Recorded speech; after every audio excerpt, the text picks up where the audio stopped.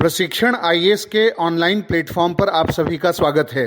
आज के एपिसोड में चर्चा करेंगे कि वर्ल्ड हेल्थ ऑर्गेनाइजेशन यानी डब्ल्यूएचओ के सदस्य देशों ने ऐतिहासिक पैंडेमिक एग्रीमेंट किया है और ये पहला दुनिया का ऐसा महामारी समझौता है जिसके पक्ष में वोटिंग की गई है। यानी डब्ल्यूएचओ के जो सदस्य देश हैं उन सब ने इसके पक्ष में वोटिंग की है और सदस्य देशों ने औपचारिक रूप से सर्वसम्मति यानी कंसेंसस के साथ दुनिया के पहले महामारी समझौते के पक्ष में ये मतदान किया है। और यूनाइटेड नेशंस स्वास्थ्य निकाय ने एक बयान में इसकी घोषणा की है।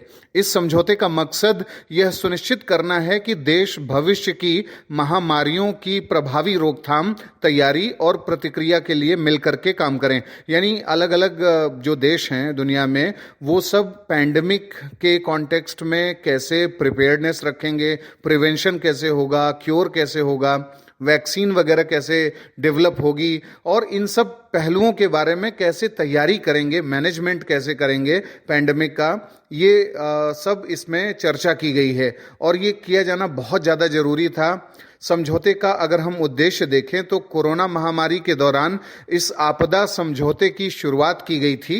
यानी ये जो एग्रीमेंट है, पैंडेमिक एग्रीमेंट, इस पे बातचीत की शुरुआत की गई थी और इसकी मंजूरी देने से पहले 3 साल तक इस पे नेगोशिएशन चला। सदस्य देशों ने 3 साल तक चर्चा की और उसके बाद इसके अपनाने का जो प्रोसेस है उन सब पर बातचीत फाइनल हुई। इस समझौते में महामारी की रोकथाम के लिए जो कमियां हैं उन्हें दूर करने पर बात हुई। डब्ल्यूएचओ ने अपने बयान में कहा है कि इस महत्वपूर्ण समझौते को डब्ल्यूएचओ के संविधान के अनुच्छेद 19 के तहत अपनाया गया है। इसका उद्देश्य देशों, डब्ल्यूएचओ जैसे अंतर्राष्ट्रीय संगठनों, सिविल सोसाइटी, निजी क्षेत्र और अन्य जो शेयर होल्डर्स हैं, स्टेक होल्डर्स हैं यानी हितधारक हैं हेल्थ सेक्टर के, उनके बीच मजबूत सहयोग को बढ़ावा देना है ताकि महामारी को रोका जा सके, भविष्य में महामारी संकट की स्थिति में बेहतर तरीके से निपटा जा सके।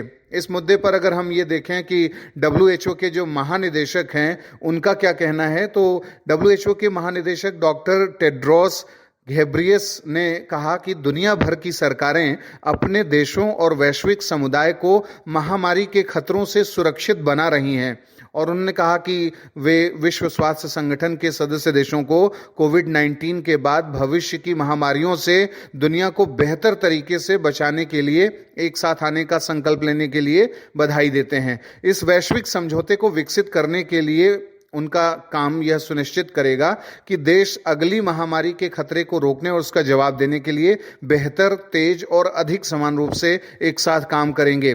इस समझौते की जो सबसे खास बात है, जो एग्जाम में भी पूछा जा सकता है प्रीलिम्स में, वो है pathogen access and benefit sharing system यानी PABS बनाया जाएगा और इसमें जिससे कि पैथोजन के बारे में जानकारी और जो बेनिफिट शेयरिंग सिस्टम है उसको मजबूती दी जाएगी। इसके लिए एक अंतर सरकारी यानी एक इंटर गवर्नमेंटल वर्किंग ग्रुप स्थापित किया जाएगा और इस PABS सिस्टम में फार्मा कंपनियां भी शामिल की जाएंगी ताकि महामारी की स्थिति में जल्द से जल्द वैक्सीन तैयार की जा सके। अब महत्वपूर्ण बात यह है कि महामारियों का ये जो दौर चल रहा है, जूनोटिक डिजीजेज और नॉन जूनोटिक जो डिजीजेज हैं, पशुजन्य बीमारियां जो हैं और गैर पशुजन्य जो बीमारियां होती हैं, वो कैसे पैंडेमिक का रूप धारण कर रही हैं। खासकर अफ्रीका के जो देश हैं, कॉन्गो है, नाइजीरिया है, चाड है, इन सब देशों में देखा गया है कि अलग अलग प्रकार के वायरस का जो है आउटब्रेक होता रहा है, चाहे वो जीका वायरस हो, इबोला वायरस हो, मर्स सिंड्रोम हो या अन्य कई प्रकार के ऐसे सिंड्रोम देखे गए हैं और इन सब से पूरा ग्लोबल जो हेल्थ कंसर्न है वो बढ़ गया है। और ये जो जूनोटिक डिजीजेज हैं, वायरस जनित जो बीमारियां हैं, जैसे कोरोना वायरस ने जो बुरी तरीके से पूरे विश्व समुदाय को प्रभावित किया, वो उसने केवल हेल्थ सेक्टर को ही प्रभावित नहीं किया, इकोनॉमी को प्रभावित किया, टूरिज्म को प्रभावित किया और जो ह्यूमन कैपिटल है उसका बहुत बड़ा लॉस हुआ। जो अनऑर्गेनाइज सेक्टर हैं, ऑर्गेनाइज्ड सेक्टर हैं, उन सब के लोगों को बहुत बुरी तरीके से महामारियां प्रभावित करती हैं। तो ऐसी तमाम महामारियां हैं जो पशुधन को भी खत्म करती हैं, लाइव स्टॉक को, और ह्यूमन जो रिसोर्सेज हैं उनको भी नष्ट करती हैं। इसलिए ये बहुत ज़्यादा जरूरी हो जाता है कि दुनिया भर के देश देखें, इस पर चर्चा करें, मैनेजमेंट करें कि ये बीमारियां आ कहाँ से रही हैं, इनका मूल स्रोत क्या है। अगर कोरोना वायरस हुआ तो कोरोना वायरस का स्रोत क्या है, इससे कैसे निपटा जा सकता है, और इस पे जो ग्लोबल R&D है वो सब चीज़ों को करना आवश्यक है। और इसलिए ये कार्यवाही जो है ये हिस्टोरिक एग्रीमेंट किया गया है। तो अगले प्रोग्राम में फिर से मिलेंगे। नमस्कार।